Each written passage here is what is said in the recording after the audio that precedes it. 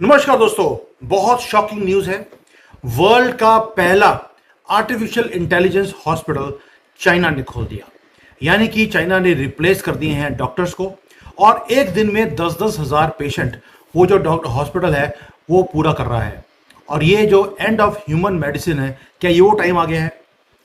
इतना ज़्यादा ये मेडिकल लाइन को आगे ले गए हैं कि जिसका मुकाबला कोई दुनिया में कर नहीं सकता।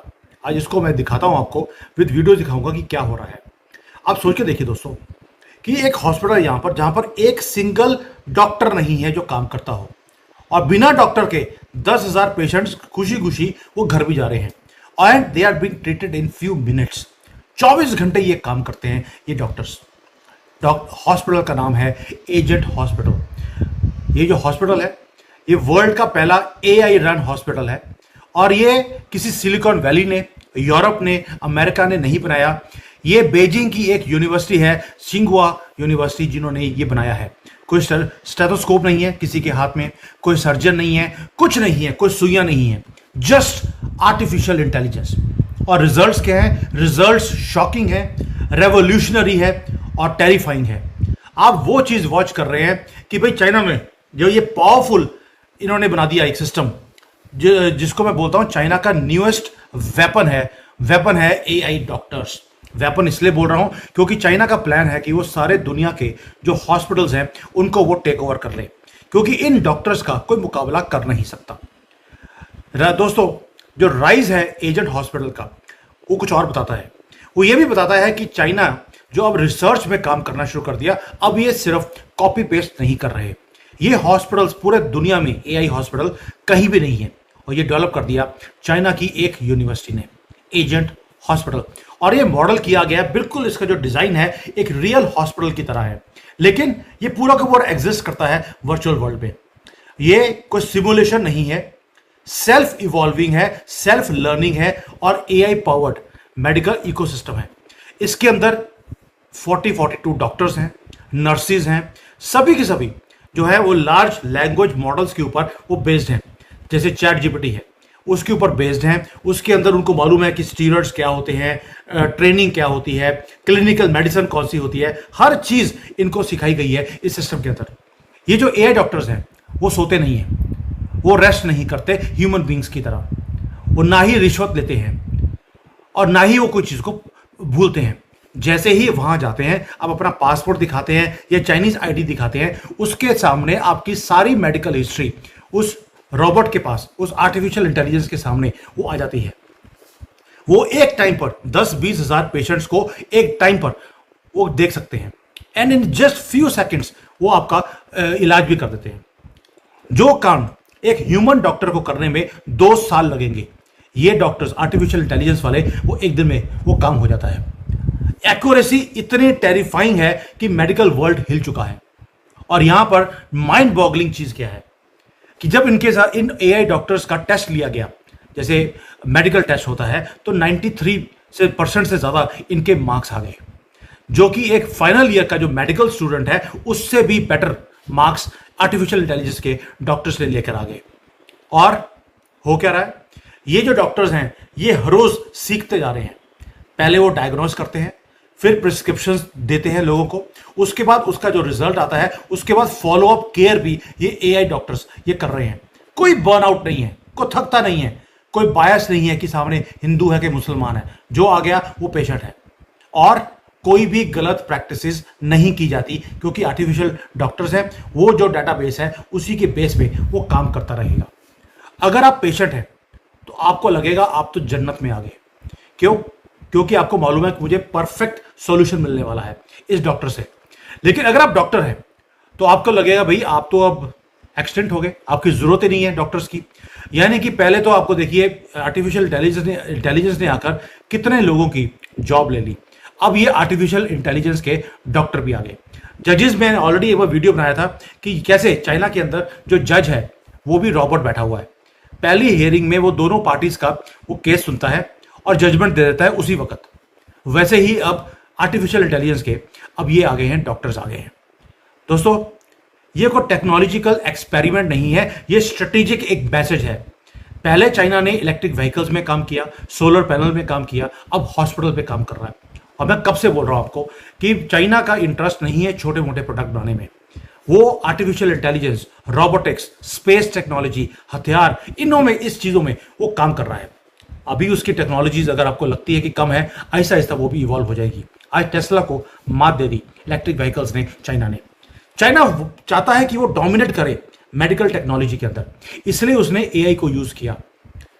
दोस्तों, लास्ट ईयर स्टैनफोर्ड ने हेडलाइंस बनाई थी जब उसने एआई टाउन बनाया था एक, लेकिन चाइना ने उसको एक स्टेप अहेड ले गए कि टाउन एआई क्यों बनाना है, पूरा वर्चुअल हॉस्पिटल क्यों ना बना दिया जाए। और रियल टाइम डिसीजन मेकिंग है इसके अंदर, इंटेलिजेंट एजेंट्स हैं, ट्रेनिंग मॉड्यूल्स हैं, हर चीज है। यहां तक कि अब तो इवन जो मेडिकल सप्लाईज हैं वो भी एआई के थ्रू वो आनी शुरू हो गई हैं। यानी कि ड्राइवर की जरूरत नहीं है, टैक्सी जो होती है या गाड़ी होती है वो अपने आप आपके घर में आकर डिलीवर कर देती है। मुझे लगता है आगे जाकर एआई मेडिसिन ना कहीं आ जाए। डॉक्टर तो हो गया, हॉस्पिटल हो गया, डिलीवरी सिस्टम एआई हो गया, बस आगे एआई मेडिसिन वही रह गई है। यानी कि AI is now going to run medical system in China. अब भारत को इसे बड़ा क्लोजली वॉच करना चाहिए। अब देखिए भारत में क्या हो रहा है। भारत में दुनिया के मैक्सिमम नंबर ऑफ पेशेंट्स हैं, क्योंकि वहां पर आपको मालूम है कि बीमारियां बहुत ज्यादा होती हैं और जो हमारा हेल्थ केयर का सिस्टम है वो ओवरबर्डन्ड है। क्या एक एआई हॉस्पिटल अगर भारत में खुल जाए तो हमारे जो गांव हैं, हमारे शहर हैं, जहां पर डॉक्टर ही नहीं मिलता, क्या आपको नहीं लगता कि एक ऐसा हॉस्पिटल सारी हमारी शॉर्टेजेस को वो पूरा कर देगा? और जो हमारी डिपेंडेंसी है डॉक्टर्स के ऊपर, फिजिकल डॉक्टर्स के ऊपर, वो कम हो जाएगी। अभी जो हो रहा है यहाँ पर चाइनीज एआई जो हॉस्पिटल खुल गया है, जो डॉक्टर्स हैं उसके ऊपर जो बर्डन है वो कम होना शुरू हो गया, और जो सिटीजन्स हैं उन्हें जो सॉल्यूशन मिल रहा है वो बहुत जल्दी जल्दी मिल रहा है। क्या ऐसा ना हो कि आज अगर हम पीछे हट गए तो कल को जो हमारा यहाँ पर, जैसे वो था ना पहले कॉल सेंटर्स, अमेरिका में कोई कॉल करता था वो बेंगलोर में किसी कॉल सेंटर के पास आवाज़ पहुँचती थी।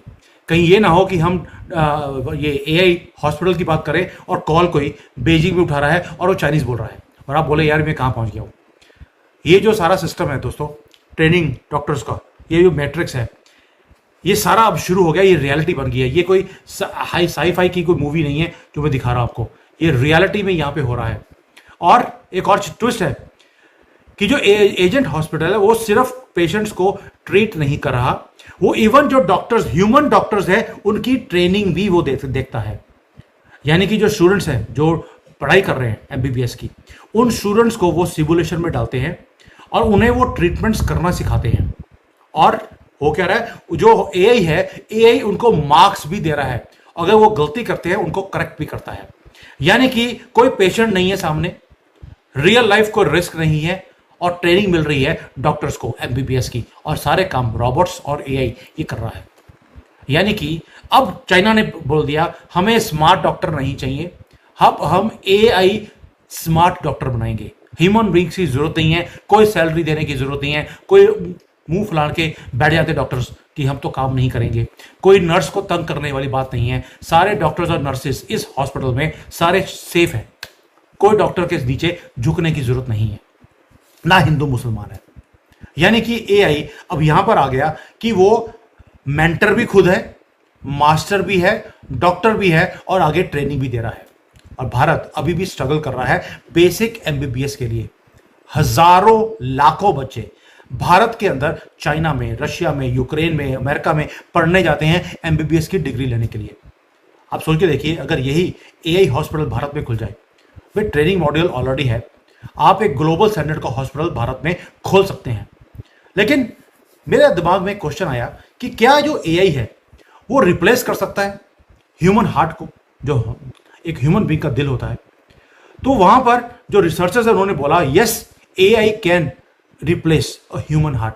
वो फास्टर होगा, स्मार्टर होगा और एक्यूरेट भी होगा। लेकिन उसके अंदर एक कमी है, और बहुत क्रिटिकल कमी है। उसके अंदर ना तो आत्मा होती है, ना एक जो ह्यूमन टच होता है वो नहीं होता। वो आपके फीवर को, आपके अंदर कोई भी प्रॉब्लम है उसको सॉल्व तो कर सकता है, लेकिन जब आप स्केर्ड हैं तब आपका हाथ नहीं पकड़ सकता। अगर किसी का बच्चा मर गया तो रोबोट आके आपको कंफर्ट नहीं कर सकता कि चिंता मत करो, मैं तेरे साथ हूं, हिम्मत रख, कोई बात नहीं, भगवान की मर्जी थी, जो हो गया हो गया। ये काम वो नहीं कर सकता।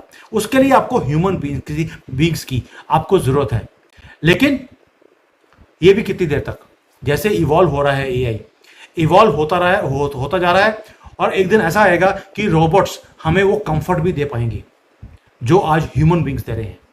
और फ्यूचर ऑफ हेल्थ केयर एक ये रियलिटी है, लेकिन क्या ये ग्लोबल थ्रेट भी है?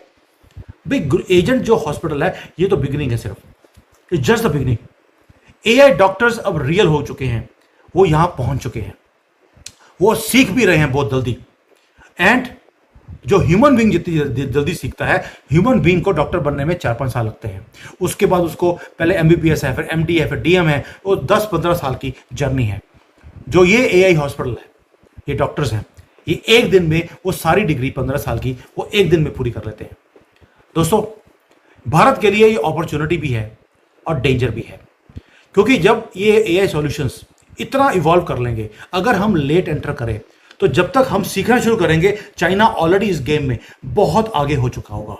इसलिए हमें कल को नहीं जागना, हमें जागना आज है। और ये ना हो कि जो हमारे हॉस्पिटल्स हैं उसके अंदर एआई जो टेक्नोलॉजीज हैं वो चाइना से बनकर आए। ऑलरेडी भारत के अंदर मेजॉरिटी चीज़ें चाइना की बनी हुई आती हैं। मैं नहीं चाहता कि हम इस रेस में हम पीछे हटें। अगर आपने इस वीडियो को लाइक किया है, आपको अच्छा लगा है, it was I opening, I just want that you share with people so people know कि आगे जाकर क्या आने वाला है। ये रियलिटी है दुनिया की कि आर्टिफिशियल डॉक्टर्स अब हमारे बीच में आ गए हैं। लेकिन क्वेश्चन मेरा आपसे एक सिंपल क्वेश्चन है, क्या आप एक आर्टिफिशियल डॉक्टर को ट्रस्ट कर सकते हैं विद योर लाइफ? वैसे तो जब हम एक रियल डॉक्टर के पास जाते हैं तब भी अंदर धकू धकू होता है कि पता नहीं क्या कर देगा। लेकिन अगर सामने वाला रॉबोट हो और आप वहां जाते हैं तो क्या आप उसके ऊपर ट्रस्ट कर सकते हैं? अपनी जिंदगी आप उसके हाथ में दे सकते हैं? अब मैं यहाँ पे जब हॉस्पिटल में जाता हूँ, वहाँ पे रॉबोट खड़ा होता है, वो पहले बोलेगा कि आप अपना पासपोर्ट स्कैन कीजिए।